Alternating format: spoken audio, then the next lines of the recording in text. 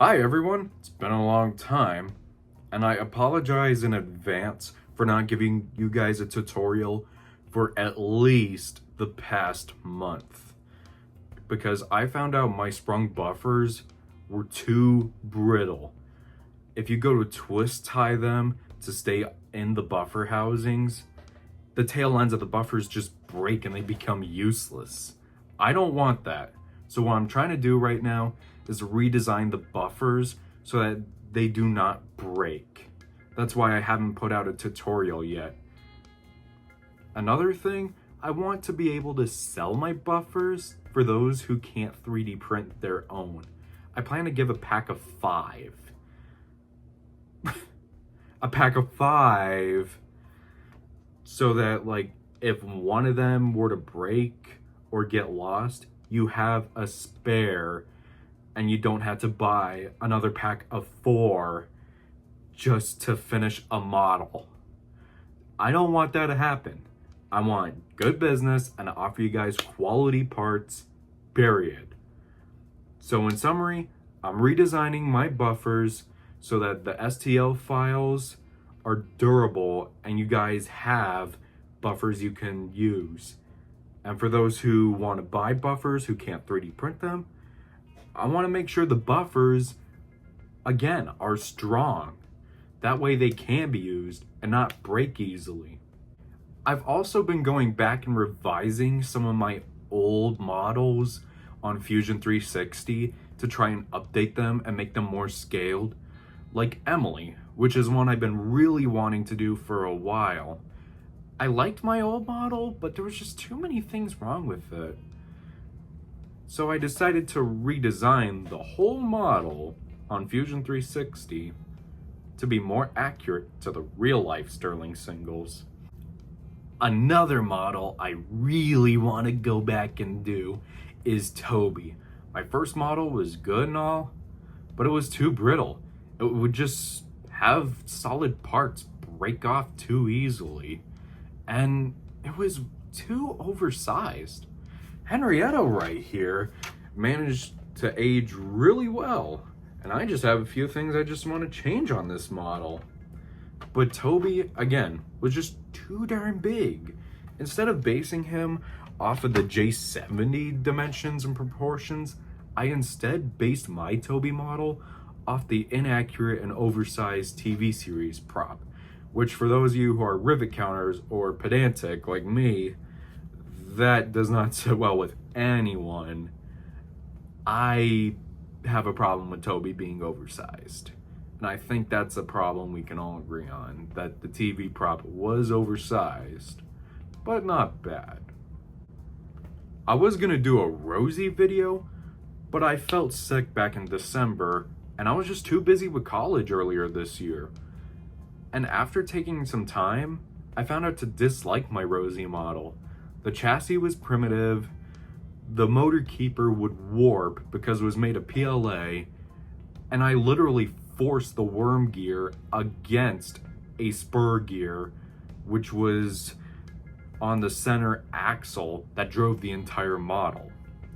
And that, for those of you wiser, more experienced engineers and model makers, will know that a worm gear forced against a spur gear is terrible.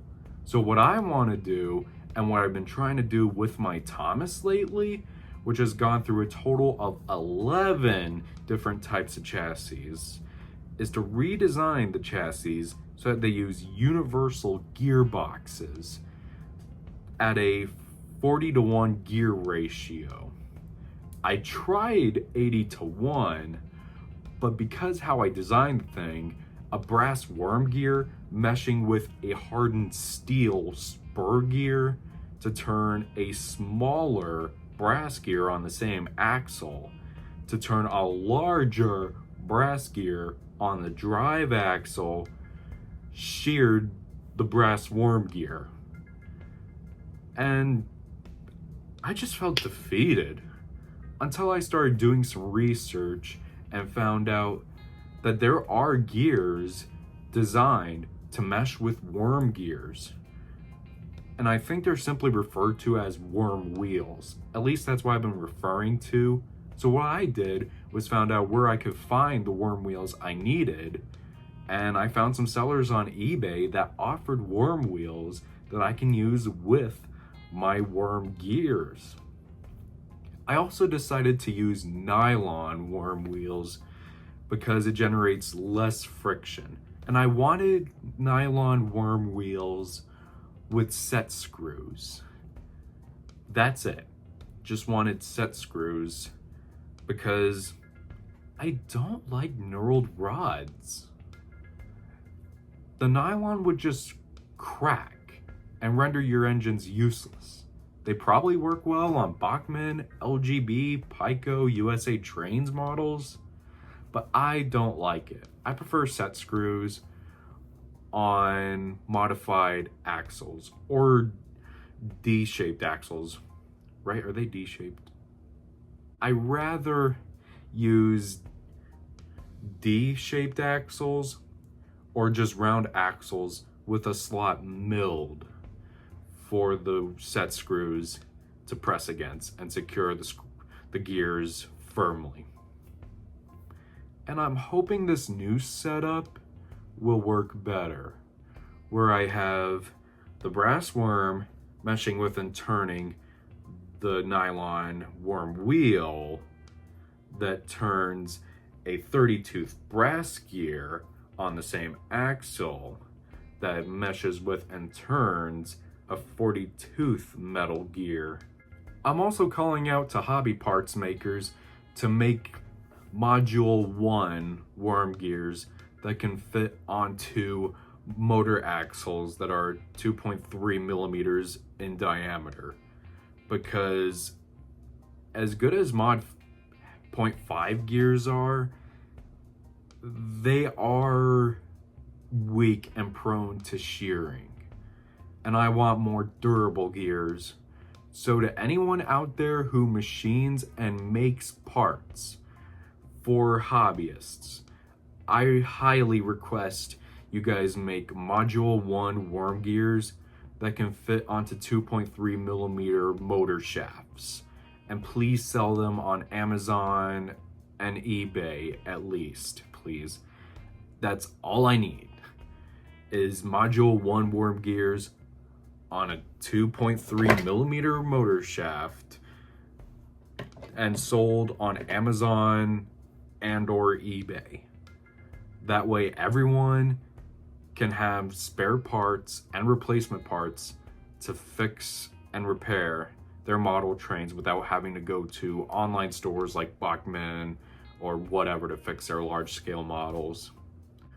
Or if you're like me and love building your own, so we can have quality parts to build our own model trains.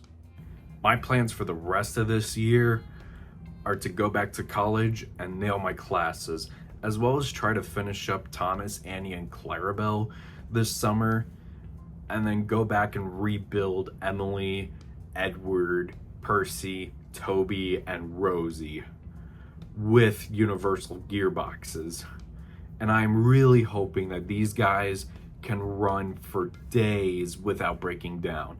That's my goal with these and why I want Module 1 gears, and why I'm requesting someone out there to make Module 1 worm gears that can fit on 2.3 millimeter motor axles. One more important topic, 3D printer waste. Any one of us who uses 3D printers deals with this, and if you're like me, you just can't sit well with 3D printer plastic sitting in a landfill. I hope someone out there has an idea what I can do. Like maybe sell it to someone who can recycle it. Or if you guys have a way I can recycle my 3D printer waste, please let me know. I really want to know how I can recycle this and avoid leaving plastic in our landfills. And that's all I have to share for now. Wish me luck on getting those buffers ready for y'all. And for everyone else out there, have a great weekend. And if you have any models you're working on, good luck, and I wish you the best of luck. Alrighty guys, thank you so much, and goodbye.